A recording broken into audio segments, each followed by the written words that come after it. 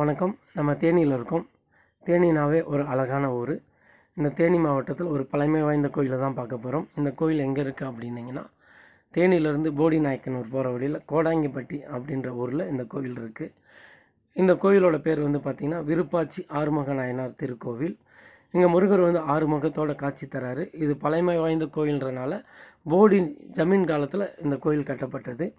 இந்த கோயிலோட தனி சிறப்பு என்ன அப்படின்னிங்கன்னா, இங்கே 365 நாளும் ஒரு தொட்டியில் தீர்த்தம் விழுந்துகிட்டே இருக்கும். அதனால் இந்த இடத்தோட பேர் தீர்த்த தொட்டி அப்படின்னு சொல்லிட்டு பேர் வந்தது. முருகரோட கால் பாதத்தில் இருந்து தான் இந்த தீர்த்தம் வந்துட்டுருக்கு அப்படின்னு சொல்லிட்டு ஊர் மக்கள் சொல்கிறாங்க.